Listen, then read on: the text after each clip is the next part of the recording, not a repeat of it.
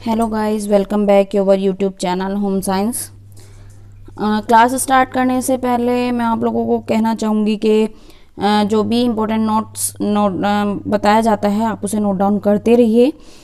और अगर आपको वीडियो अच्छी लगे तो please like, share, subscribe, comment ज़रूर कर दीजिए। कमेंट ज़रूर कर दीजिए जिससे कि पता चल सके कि आपको समझ आया है या नहीं आया है, या अभी आपको कोई चीज़ समझनी है। जो भी कुछ आपकी प्रॉब्लम है वो आप पूछ सकते हैं कमेंट के थ्रू। तो चलिए क्लास स्टार्ट करते हैं। हम लोग कर रहे थे टीजीटी की जो फर्स्ट यूनिट है आहार एवं पौष्टिकता, उसका पार्ट है एक फंक्शन ऑफ फूड, भोजन के कार्य। भोजन का मेन कार्य क्या होता है? हमारी भूख शांत करना और एनर्जी देना, ठीक है ना। भोजन करना प्रत्येक व्यक्ति के दैनिक जीवन के एक अनिवार्य अंग है। मतलब एक मेन काम जो है व्यक्ति का क्या है? उसे एनर्जी देना। भोजन के बिना कोई व्यक्ति कुछ दिन तक ही जीवित रह सकता है तथा ऐसे समय में शरीर में उपस्थित भोज्य तत्व निरंतर व्यय होते रहते हैं और अंत समय में व्यक्ति कंकाल की तरह बन जाता है। यानी कि अगर आप भोजन नहीं ले रहे हो तो और प्रॉपर काम कर रहे हो तो क्या होगा? डेली डेली आप वीक होते चले जाओगे। भले ही आप काम नहीं कर रहे और भोजन भी नहीं ले रहे हो तब भी क्या होता है? आपकी एनर्जी वेस्ट तो होती रहती है ना, तो उससे क्या होगा? वीकनेस आती रहती है। अतः यदि शरीर को पूर्णतः स्वस्थ एवं क्रियाशील रखना है, यानी कि बॉडी को हेल्थी और एक्टिव रखना है, तो उसके लिए सबसे इंपॉर्टेंट है आपका भोजन लेना। अगर आप प्रॉपर तरीके से भोजन ले रहे हो तो आप प्रॉपर तरीके से हेल्थी और एक्टिव रह सकते हो। भोजन में कई रासायनिक पदार्थ उपस्थित होते हैं, यानी कि बहुत सारे केमिकल्स जो होते हैं उनसे मिलकर बना होता है। ये भोज्य तत्व कहलाते हैं। उन्हें क्या कहते हैं? फूड प्रोडक्ट, यानी कि भोज्य तत्व। ये तत्व कौन कौन से होते हैं?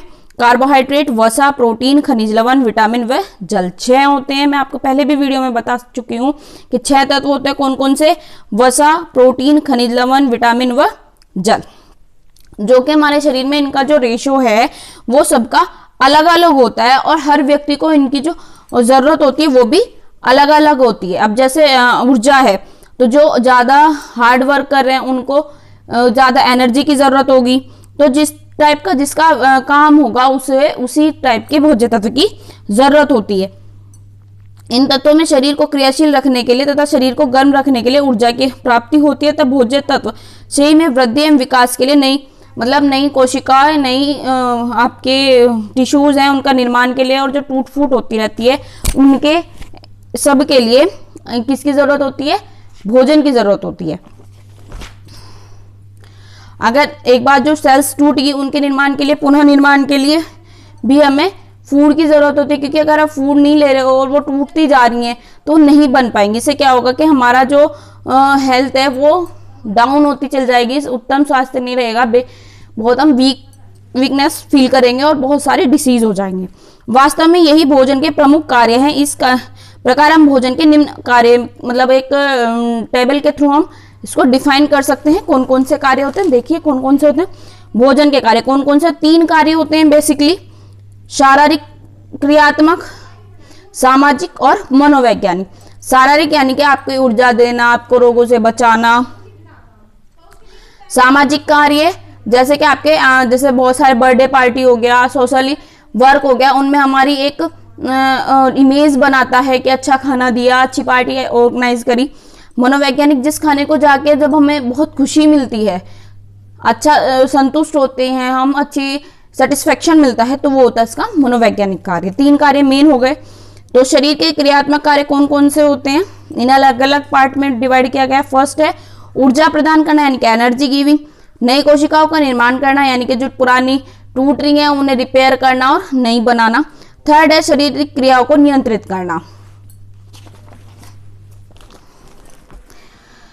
कार्य के अनुसार भोज्य तत्वों का वर्गीकरण, यानी कि कार्य के अकॉर्डिंग इनको अलग अलग पार्ट में डिवाइड किया गया है। पहले भी बताया था मैंने, 3 में बांटा गया है। कौन कौन से? ऊर्जा देने वाले, शरीर निर्माण और सुरक्षात्मक। अब कौन कौन से होते हैं ऊर्जा देने वाले? कौन से होते हैं? कार्बोहाइड्रेट, वसा और प्रोटीन। जो मेन ऊर्जा देने वाले होते हैं वो होते हैं कार्बोहाइड्रेट और वसा। अगर बाई चांस आपके बॉडी में इन दोनों की कमी है तो ये थोड़ा काम आपका प्रोटीन भी कर देता है, लेकिन जो मेन कार्य होता है वसा ऊर्जा देने का वो कार्बोहाइड्रेट और वसा का होता है। शरीर निर्माणक भोज्य तत्व, शरीर निर्माण का मेन कार्य होता है प्रोटीन का। प्रोटीन का जो मेन काम होता है वो होता है शरीर निर्माण करना, यानी कि बॉडी बिल्डिंग। और ये थोड़ा हेल्प करते हैं खनिज तत्व और जल। सुरक्षात्मक में मेन कार्य होता है विटामिन का, जो आपको डिसीज से बचाते हैं, आपकी इम्यूनिटी बढ़ाते हैं, वो होते हैं विटामिन, खनिज लवण, जल और प्रोटीन। ठीक है, अब ऊर्जा देने वाले भोज्य पदार्थ कौन से हैं? ऊर्जा हमारी प्रथम आवश्यकता है, यानी कि काम करने के लिए हमें एनर्जी की जरूरत होती है, और एनर्जी हमें किससे मिलती है? भोज्य पदार्थों से। तो हमें एनर्जी लेने के लिए प्रॉपर अपना भोजन लेना चाहिए। ऊर्जा को ऐच्छिक एवं अनैच्छिक, ऐच्छिक यानी कि जो हम अपनी इच्छा से कार्य करते हैं, और अनैच्छिक जो हमारी इच्छा ना भी करे तब भी वो कार्य अपने आप ही चलते रहते हैं। जैसे सोते हैं तो सांस लेने की प्रक्रिया तब भी चलती रहती है, लेटते हुए भी और जागते हुए भी। जब हम कोई भी काम नहीं कर रहे तब भी वो कार्य होते रहते हैं। इसका अर्थ यह है कि जब कोई भी काम नहीं करते, तब हम पूर्ण आराम भी कर रहे हैं, तब भी एनर्जी वेस्ट होती है, लगातार आपके शरीर में प्रयोग होती रहती है। कठोर जो हार्ड वर्किंग पीपल होते हैं, उन लोगों को ज्यादा एनर्जी की जरूरत होती है, अधिक परिश्रम की जरूरत होती है। अकॉर्डिंग टू जो कम काम कर रहे हैं उन्हें कम एनर्जी की ज्यादा जरूरत होती है, और जो ज्यादा काम कर रहे होते हैं उन्हें ज्यादा एनर्जी की। ऊर्जा देने वाला प्रमुख तत्व कार्बोहाइड्रेट है। जो मेन तत्व है वो कौन होता है? कार्बोहाइड्रेट। कार्बोहाइड्रेट के रूप में शर्करा व स्टार्च का ऊर्जा के रूप में अधिक प्रयोग होता है। ज्यादा किसका प्रयोग होता है कार्बोहाइड्रेट के? इंपॉर्टेंट है शर्करा और स्टार्च का। इन तत्वों को निम्नलिखित भोज्य पदार्थों में प्राप्त किया जा सकता है। किन किन से? शर्करा किस किस से प्राप्त की जाती है? यानी कि जो मीठे होते हैं, ठीक है, शक्कर, गुड़, शहद, चीनी से। और स्टार्च किस किस से? विभिन्न अनाजों से, जैसे आटा हो गया, गेहूं का आटा हो गया, सूजी होगी, मैदा, बाजरा, इन सब से। और जो जड़ वाली सब्जियां होती हैं उनमें आप स्टार्च प्राप्त कर सकते हो। ठीक, कार्बोहाइड्रेट का 1 ग्राम कार्बोहाइड्रेट से 4 कैलोरी ऊर्जा प्राप्त होती है। एक इंपॉर्टेंट है, इसको नोट डाउन कर लीजिएगा। 1 ग्राम कार्बोहाइड्रेट से कितनी मिलती है? 4 कैलोरी ऊर्जा। दूसरा जो मेन भोज्य तत्व है ऊर्जा देने वाला, एनर्जी गिविंग, वो कौन होता है? वसा, यानी कि फैट से 1 ग्राम से कितनी होती है? 9 कैलोरी ऊर्जा। कितनी होती है? 9 कैलोरी। अधिक यानी कि जो ज्यादा हार्ड वर्किंग है उन्हें ज्यादा वसा लेनी चाहिए, क्योंकि ज्यादा एनर्जी कौन देता है? आपका वसा। वसा किससे मिलती है? आपकी जितनी भी चिकनाई वाले प्रोडक्ट होते हैं, जैसे तेल, घी, मक्खन, ड्राई फ्रूट्स, इनसे आप वसा प्राप्त कर सकते हो। प्रोटीन से भी आप ऊर्जा ले सकते हैं, लेकिन मैंने अभी बताया अगर आपकी बॉडी में कार्बोहाइड्रेट और प्रोटीन की कमी है, तब कार्बोहाइड्रेट और फैट की कमी है, तब प्रोटीन जो है एनर्जी देने का कार्य करता है। लेकिन जो इसका मेन कार्य होता है, मेन कार्य इसका शरीर निर्माण होता है, यानी कि बॉडी बिल्डिंग। प्रोटीन का मेन वर्क होता है बॉडी बिल्डिंग, यानी कि शरीर का निर्माण करना।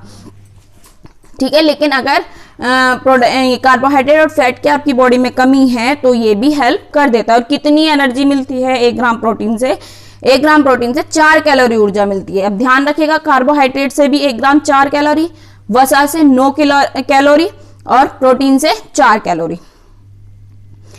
परंतु चूंकि प्रोटीन मुख्य कार्य शरीर निर्माण करना है, तो ऊर्जा का मुख्य रूप से कार्बोहाइड्रेट और वसा के रूप में ही लेनी चाहिए। ठीक है, प्रोटीन किस किस से प्राप्त होता है? दूध, दही, पनीर, मांस, मछली, अंडे, सूखे मेवे, दाल, मटर, इन सब से हमें प्रोटीन मिलता है। आज की क्लास में इतना ही।